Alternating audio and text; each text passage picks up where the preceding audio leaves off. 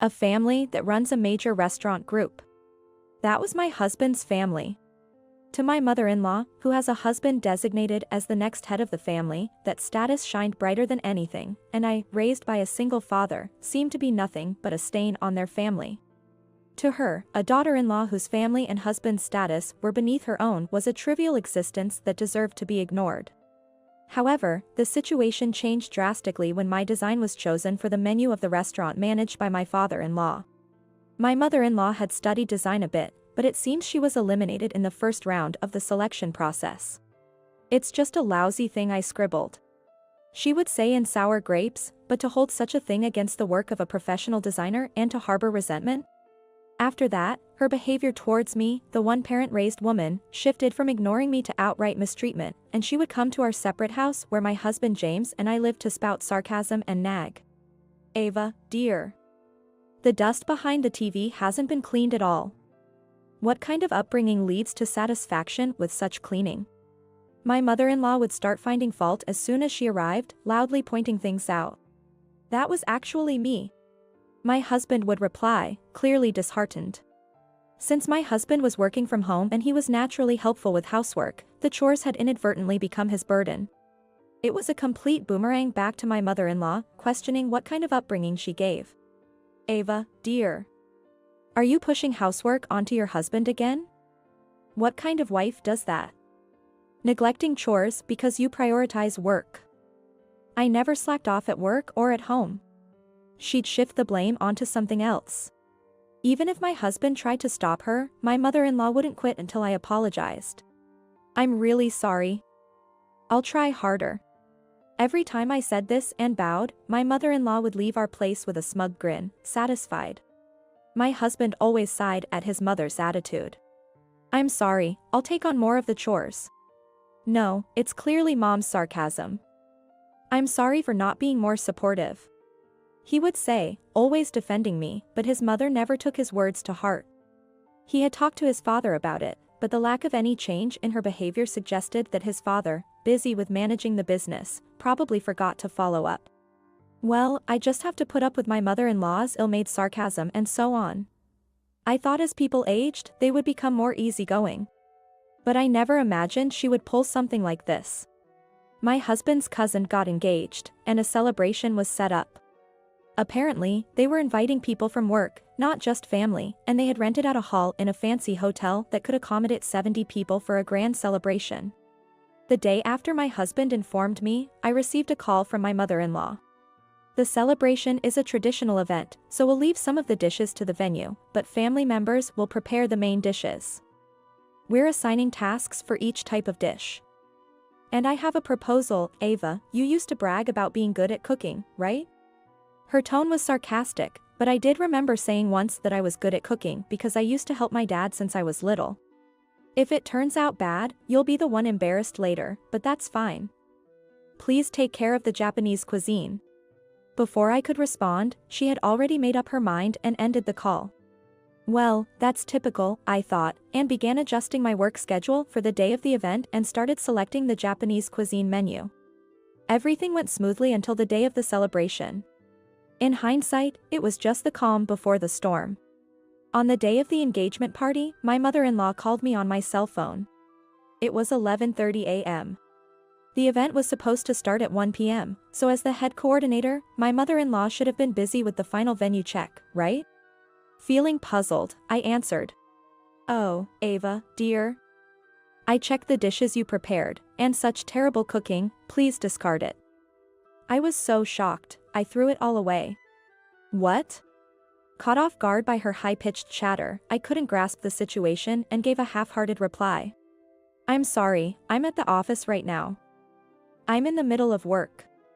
I was rushing through an urgent job so I could make it to the celebration on time." "Humph, you're so shocked you can't even speak." "There's no time, it starts at 1. Hurry up and remake it." I was at a loss, we were not on the same page. Could it be that she didn't know I had swapped my duty for today? As I started to realize what might be happening, a dreadful thought came to mind. "Calm down, me. What did my mother-in-law just say?" "She threw away the dishes." In fact, a few days after I was assigned to the Japanese cuisine, I had to swap tasks with someone in charge of sending out invitations due to unforeseen circumstances. I hadn't been concerned about contacting my mother-in-law, the event coordinator, because the lady, a person who swapped tasks with me, said she would call my mother-in-law. Listen carefully, mother-in-law. I'm at the office right now, have been all morning.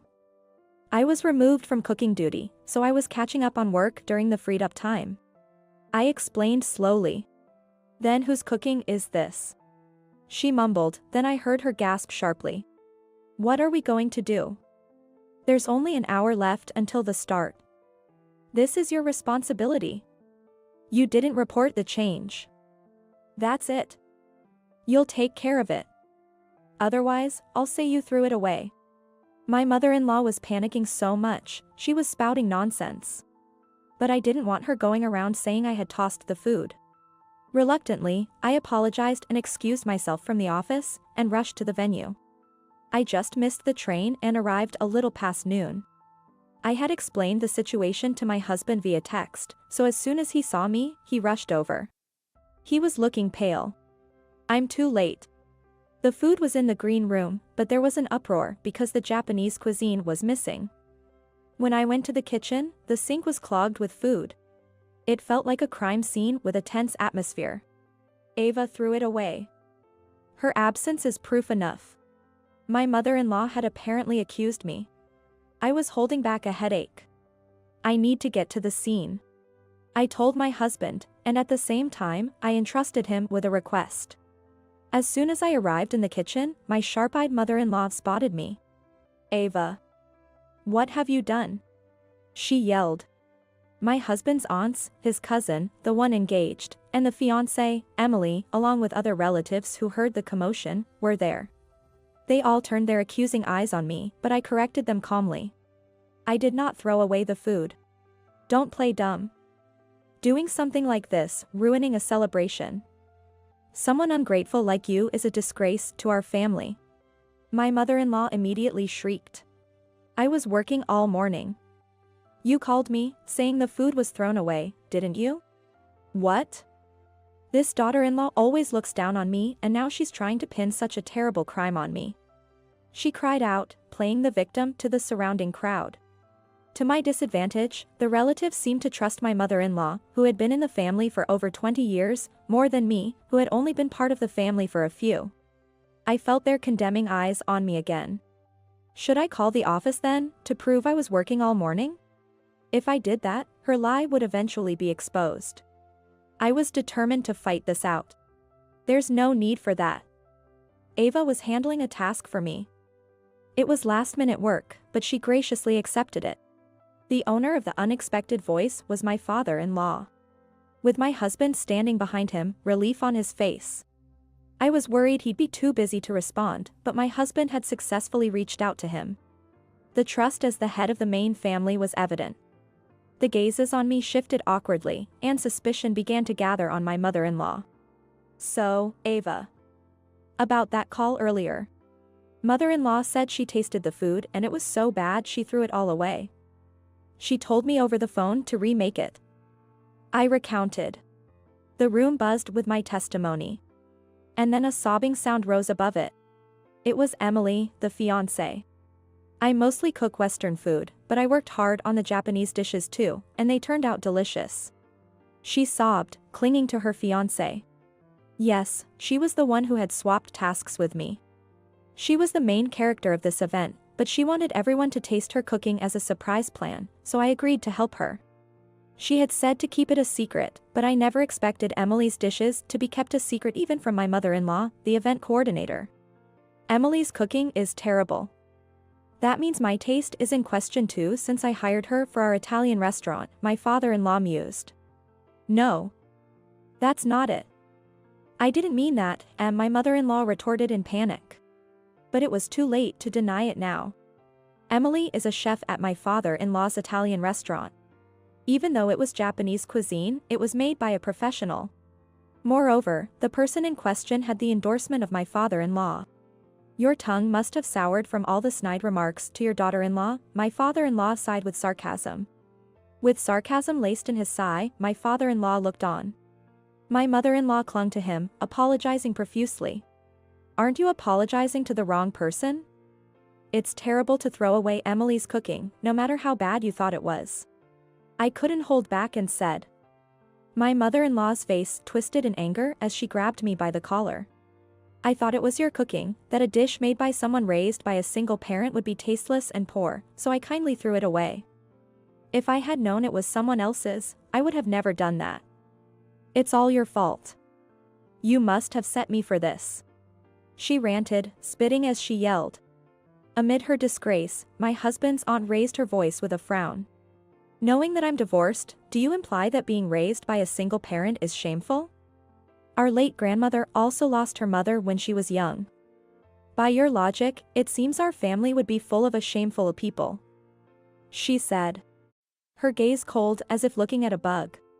No, that's not it. I didn't know, my mother-in-law protested. It doesn't matter. We've seen your true nature, my husband's aunt dismissed her.